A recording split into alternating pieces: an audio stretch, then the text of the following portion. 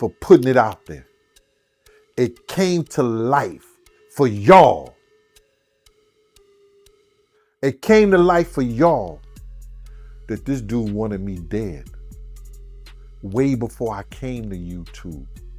King, I'm not the type of dude that you can come up on like Bro, this. listen, we out here what kind of content You're not gonna tell me what to do. You can't come up on me. Bro, listen. If you come up on me, I'm gonna knock you the fuck out. That's what I say. That's what I say. That's what I say. Bro. That's what I say. No, bro, shit. I said I'm a miss.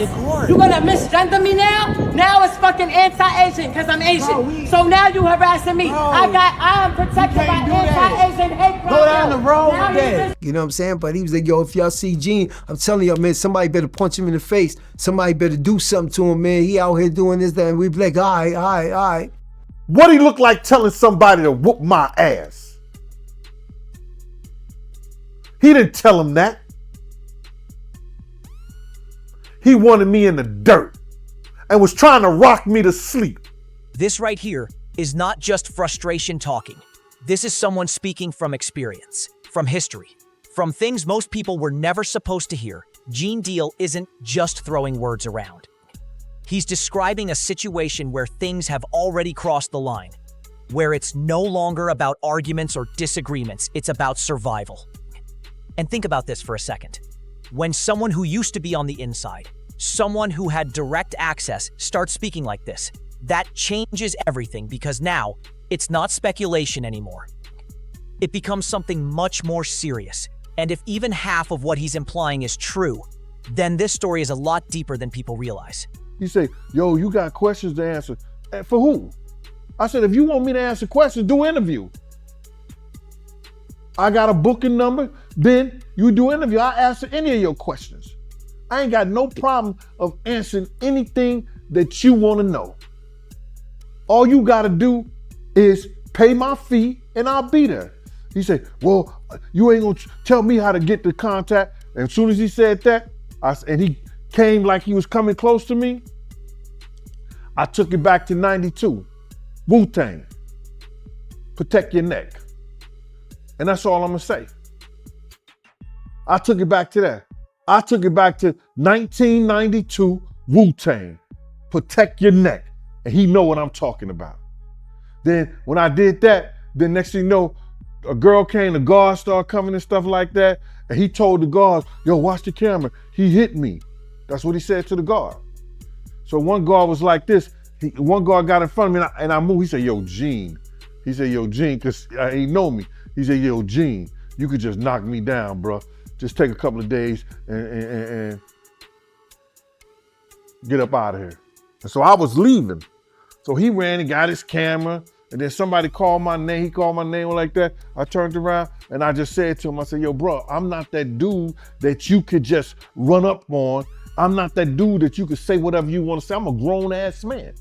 You understand? I'm not that dude that you could say whatever you want to say to, because if you run up on me, I'm gonna knock you the F out. And that's how that went, bro. And there's nothing I'm proud of.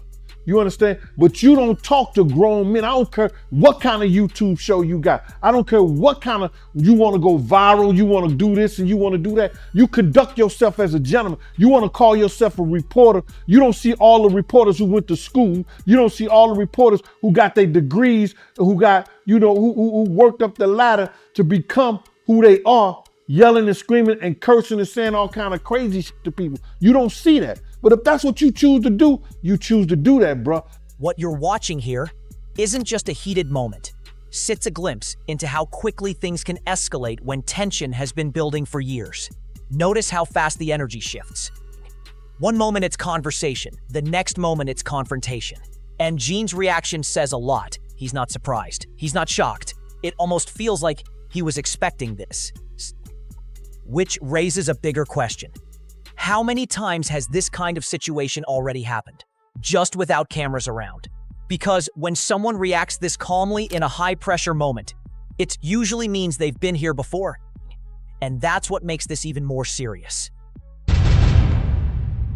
Yo, man, K, you cool, man? How you doing tonight, I'm cooler than a fan, man. They took my children from me. Yeah, I mean, how terrible is that? I did want to ask, the cops, allegedly found some guns and Yeah, they always find guns. I never leave without. girlfriend. I'm on the middle of an interview, sir. Sorry about. They find guns and drugs now. Is that- Drugs? That's what it was reported. Sir, you can look at my paperwork. There was no drugs. Weed is not a drug. Yeah. I mean, do you think that's safe for kids to be around guns and stuff like that? I mean, I'm just curious. How do you keep this kid safe without guns? They were in a lockbox that the police broke. Oh, okay, yeah. I I'm mean, saying if the police come in and raid my place and break into my gun boxes, you're gonna find guns. But these aren't. Well, I'm not in a gang. What difference does it make? now you were actually stopped for this and let go because you have a license for it. No, right? this is their 9th time coming to my house. The problem was this time they came to my office and took my kids from an office. Not from my house, from an office. So now when I can't have my kids at my office, That's an issue. I must be Yeah, the most terrible black dude. Now let's zoom out for a second, because this isn't just about one person. Katt Williams has been speaking out for years, calling out the industry, exposing things most people wouldn't dare to say. And what happened? His personal life got hit. Not rumors, not online drama, real-life consequences. We're talking about his children being taken. And when situations like that happen, you have to ask yourself, is it random or is it a response? Because if you look at history, people who speak too loudly, too openly, they don't just get ignored, they get dealt with. And that's the pattern people are starting to notice. Katt was still wearing Kevlar to bed. To bed. I would get in bed with him at night and he would have Kevlar on. In bed. And this right here might be one of the clearest indicators of how serious things really are sleeping in Kevlar. That's not something you do for attention. That's something you do when you genuinely believe your life could be at risk. Think about the mindset required for that. You're not relaxed. You're not comfortable. You're always alert, always ready. And when someone reaches that level, it tells you everything you need to know about what they think is possible. Is someone Of the record that you asked me to make for you. You know what I'm saying? So it's little things, if you're on the inside, you'll know that they're not that close. Well, Gene Deal, who I've interviewed before, and I have said some of the stuff he says is true, some of the stuff I feel has been made up. Were you there when Gene Deal was there? No, I wasn't there when Gene was before me. Gene was in the Kim Porter, the Misa days. Okay. But you guys have discussed Gene Deal. Yeah. How did those discussions go?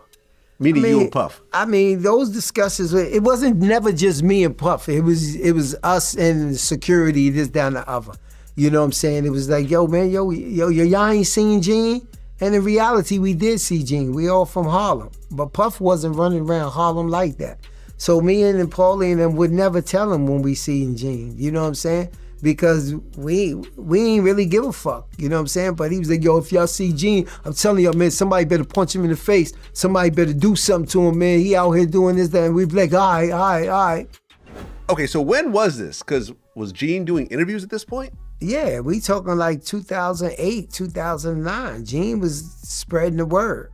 You know, Gene was always bad-mouthing Gene. Wait, hold on. Vlad TV started in 2008, 2009. YouTube was really early. No, at that he point. wasn't doing YouTube and stuff. He was going around talking a lot of shit. And okay. we all from Harlem. So he was just talking a lot of shit. And it's a small, Harlem is small. So what was Gene Deal saying during that time? What did you hear?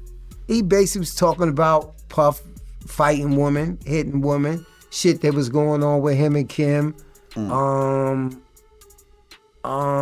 Puff being gay, you know, shit with him and Usher and shit like that. He was talking the same shit that he's talking now on a major scale, but he was spreading it around Harlem. Okay. So it was basically a thing where, yo, if y'all see that nigga, man, I'm telling y'all better hear. Now this is where things shift from rumors to something much more structured. Roger Bonds isn't just anyone. He was part of the inner circle. He saw how things operated behind closed doors. And according to him, there were clear instructions being given, not suggestions, instructions. If you see him, do something. That kind of language doesn't come from nowhere. That comes from intention. And when you combine that with everything else we've seen so far, it starts to paint a very different picture. Actor Jamie Foxx was injured during an altercation at a Beverly Hills restaurant. Foxx is speaking out about the incident, which is being investigated by police. It comes just days after the Oscar winner revealed for the first time that a brain bleed caused him to suffer a stroke last year. Here's ABC's Phil Lipoff. Tonight, actor Jamie Foxx is recovering after an altercation at his birthday dinner in Beverly Hills left him needing stitches. Local police received a call about an incident at the high-end Mr. Chow restaurant near Rodeo Drive just after 10 p.m. Friday night. A representative for the actor saying someone from another table threw a glass that hit Foxx in the face. It's unclear whether Foxx was involved in the fight or merely a bystander. No arrests were made, but the investigation remains ongoing. It has already been an eventful month for the Oscar winner. In his recently released Netflix stand-up special, Foxx opened up about the mysterious health crisis that put him in the hospital for several weeks last year. Foxx telling the audience a doctor gave his family a grim diagnosis. He told my sister some horrible news about her big brother. He said he's having a brain bleed that's led to a stroke. But now, the actor is proud he beat the odds. Said I couldn't walk, but look at me now. And Lindsay, Foxx appears to be keeping this positive attitude through this latest incident, writing on social media this morning, "The devil is busy, but I'm too blessed to be stressed." Lindsay? Now here's where it gets even more interesting, because it's not just one person.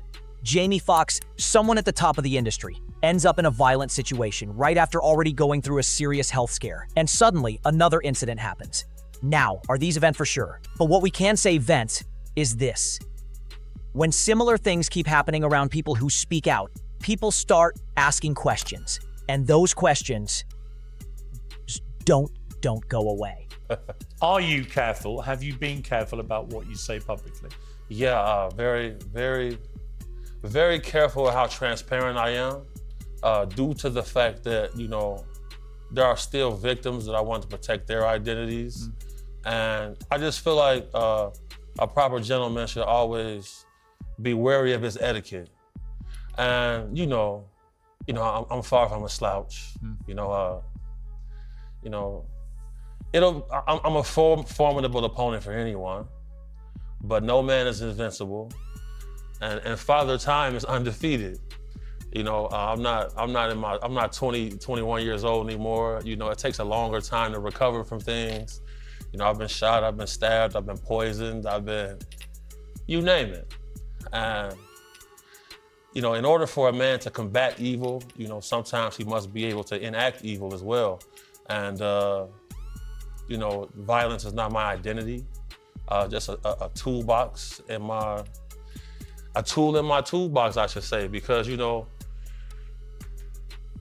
got to be wary of guys in positions of power who, if you spend a lot of money for a wedding and stuff like that, on rings to court a lady, just to be urinating on her and sharing her with male sex workers and stuff like that, your moral compass is skewed and it's flawed. You mean like Diddy? Absolutely.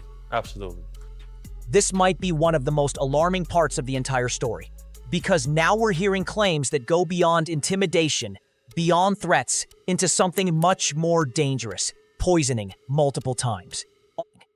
Now, whether people believe that or not, fact that someone is saying it openly already tells you how serious they think the situation is. And notice how he talks about power, about influence, about how dangerous it is to go up against the wrong people. This isn't fear talking. This is experience. And God knows I can bodyguard myself with his blessings. I can bodyguard myself with his blessings, bro. I'm not worried about that. Nothing beats an ambush, and I know that. But I'm not worried about his shit. People just need to talk about something. They want to have something to say, man. Oh, G ain't got to be worried, so like that. So, shouldn't I have been worried when he was out here on the street? When he was out here on the street, I should have been worried. Yo, bro, August the 14th, 1999. high-speed chase in Harlem. You understand? How I didn't know that he didn't send nobody after me then. Because niggas do that shit.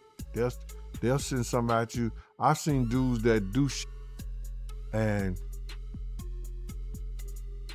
they have niggas right there in the same clique and they didn't even know he did it. So how I know. But here's what separates Gene from everyone else. He's not backing down. Even after everything that's being said, everything that's being implied. And that kind of mindset doesn't come from nowhere. That comes from years of being in that environment, years of seeing how things work, and maybe understanding something the public still doesn't fully see. I seen that Diddy tried to silence you or tried to get you to stop talking about him. This is relayed to me by Kirk Burrows. This guy is like this with Diddy. You seen him on Drink Champs with him. You seen him walking the streets in Miami with him, the whole 9 yards. So I'm saying to him, what does he want to talk to me for? He ain't got enough to say. He ain't got nothing to say to me. He said, yo, Gene, he said enough is enough. You know what I'm saying? Enough is enough to what? And I told Kirk Burrows, I said, yo, if he want to, I said, he don't want to talk to me for himself. He want to talk to me for Diddy. And I ain't got nothing to say to him. He ain't said enough is enough to Wolf Mother when he cursed out and told her all kinds of shit. Did he say enough is enough to Big's mother? What do you mean enough is enough? And that's how that conversation went. How did you feel about it after you were done?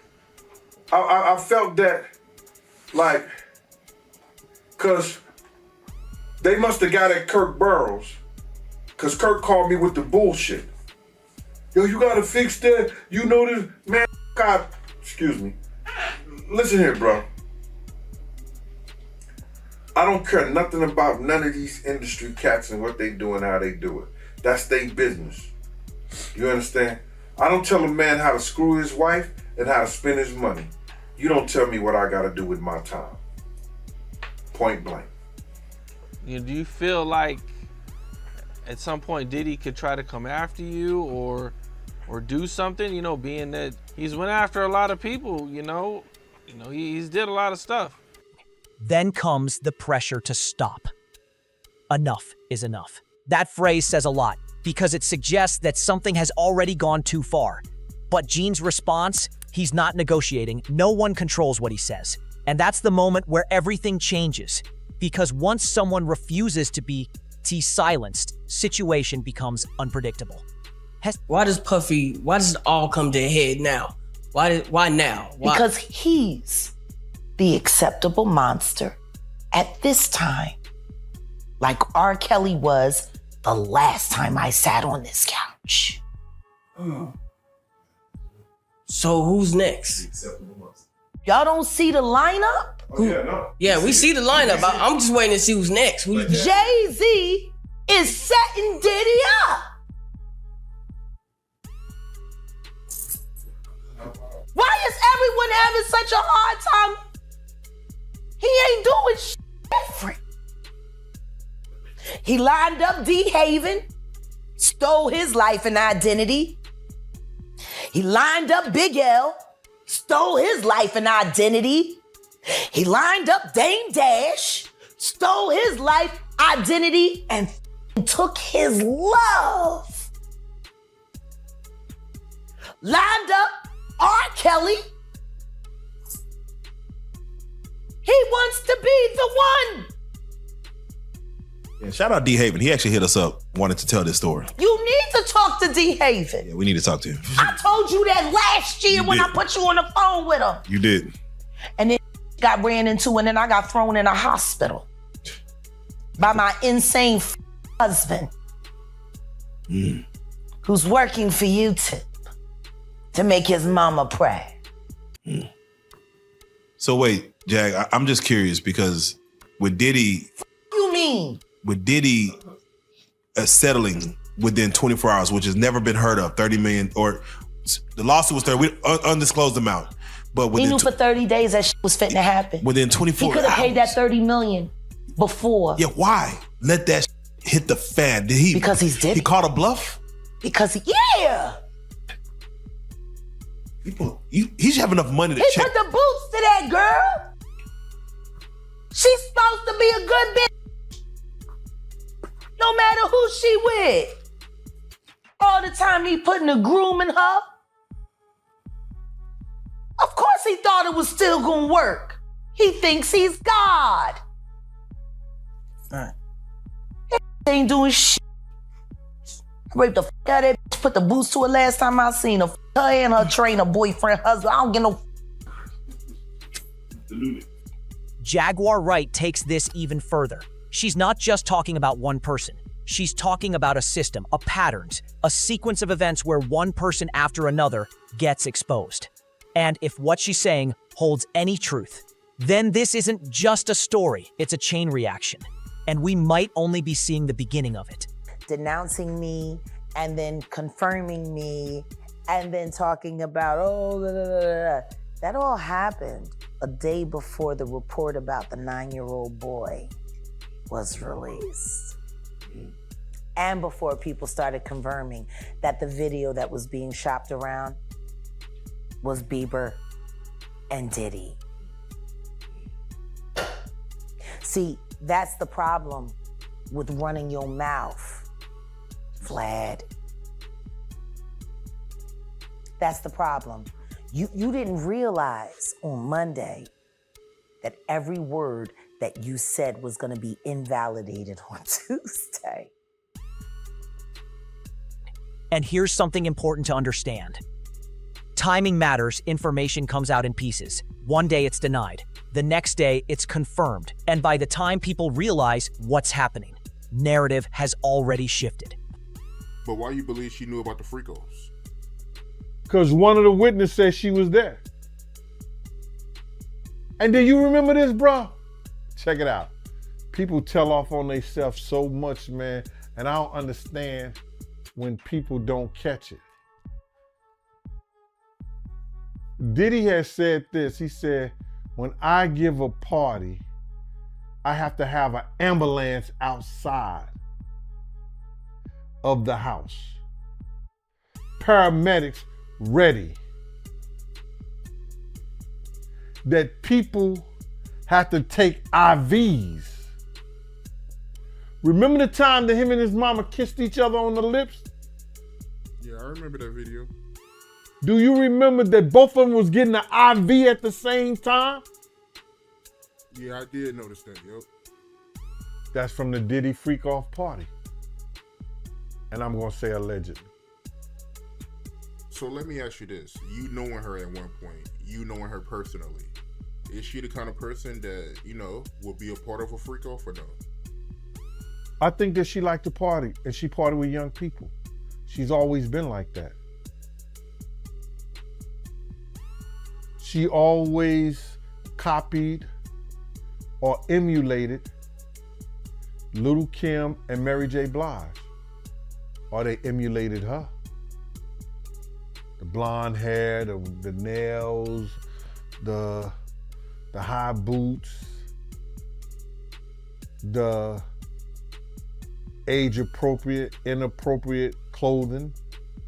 What's being described here is not normal behavior. These are extreme environments. And when details like this start surfacing, people begin to connect the dots because patterns don't lie. And the more details that come out, harder it becomes to ignore what's being said. Man, listen here. I want to let this young lady know, and I know this is not the place for it, brother, but please allow me to say this to her, man. You know what I'm saying? I started this battle long time ago. And the situation is that, bruh, we already won. This was some spiritual that Pac, the spirit of Pac, the spirit of Big, the spirit of Miss Jones, the spirit of Wolf, all the people that he has done wrong, you know, so Black, all the people that he has done wrong, bruh, is coming to light. We already won this spiritual. What we going through right now with these trials and everybody, you know, with this financial situation and everything like that, All that is superficial. That's the physical part of it. The spiritual part of it was won because Big, Pac, Wolf Mother, all the people that he did wrong, bruh. You understand? They already won the battle where we were supposed to win it at. So now we just going through the physical part of it, man. And I want that girl to know, man, that she ain't gotta fear no man. She ain't gotta fear him, nobody else, man. Whenever she needs, you understand? Whenever she needs somebody to travel, to go with her, to make sure she all right, you know, I'm a phone call away, man. I'm a phone call away. And you know, go ahead with your questioning, man. I just had to get that out, man, because that girl touched a lot of people, man, because all she wanted to do was write music, make music, and show her talent and her love to the people, man. And then she got to feel this way, be fearful and scared of her life and stuff like that. Ma, I ain't scared of no man. You understand? I ain't scared of no man. Nobody that got to put their pants on the same way I do. Not at all. And for the people that don't know who Tiffany Red is, that's Cassie's best friend. That's one of Cassie's friends. She was writing a lot of music, and she said that she was writing music for her friends to get raped to. Oh my God, man, come on, man. Start with your interview. Man, you know, leopard don't change his spots, and Diddy been doing this for a real long time, bro. He been doing this for a long time. And now another artist, this artist didn't wait 10 years. You know what I'm saying? He didn't wait 20 years. You understand? He waited a year or two after he stopped working with him and saw he didn't get what he was supposed to get. And he said, yo, listen here, man. I'm putting in my claims right now because I'm going to show everybody what really happened, what really went down. It's crazy. When I was reading it, I read the whole thing. Shout out to Keisha in Kansas City. She sent me the whole documentation, bro. And you know, the whole court thing. And when I'm reading the stuff, you know, it sound a lot of it sound familiar. You understand? And what I mean sound familiar, how he would get other girls and get girls to try to, you know, convince this guy, you know, or put him in a sexual situation with other girls so he could do whatever he wanted to do with them. And it's just like the situation somewhat with Sarah and her girlfriend and him and Ja. You know what I'm saying? Bringing girls on to try to convince this other guy to be in a room with another naked man and all this other bullshit. Yo, it all sound familiar, man. I read the whole thing, man, and it was crazy. And for the people that don't know what you're talking about, because the lawsuit is new, so, you know, some people still catching up with it. Little Rod, he alleges that, you know, Young Miami cousin tried to have sex with him in front of Diddy. Yeah, he went into the bathroom, and then she came into the bathroom and tried to, you know, throw herself on him. He didn't want to have nothing to do with her for whatever reason. And then when he came out the bathroom, she continued to try to do that and try to have sex wanted him to have sex in front of Diddy and the rest of the people that was in there. You know, that's how they do, man. They try to use a girl that you might like or you may think you might like, or they think you might like her or whatever, to convince you to lay down your guards with them. And he didn't. Yeah, that's crazy, man. And you're not surprised by none of this, because you said that Ja Rule, they did this to him, right? No, remember, and people got it confused when I said that Ja and him was in the room with two girls, with Sarah and Sarah's girlfriend. You understand? He was trying to get Ja to go at Jay-Z. So what he did was try to get another girl, you understand, to do something with Ja. I guess, I don't know, they in the room together. So when they, in that thing, I know what he was planning on doing because I heard the conversation. This is where the story takes a deeper turn, because now it's not just about what's happening physically. It's a battle. It's about belief, about purpose. Gene is saying the battle has already been won. Just that idea changes everything. Because if that's true, then what we're seeing right now is just everything catching up. So now, the real question isn't what happened. The real question is, What happens next? Because more people are starting to speak, more stories are starting to come out, and once that process begins, it's very hard then to stop. Some people will dismiss it, some people will believe it, but one thing is certain, this isn't over. Not even close. In fact, this might just be the beginning of something much bigger than anyone expected.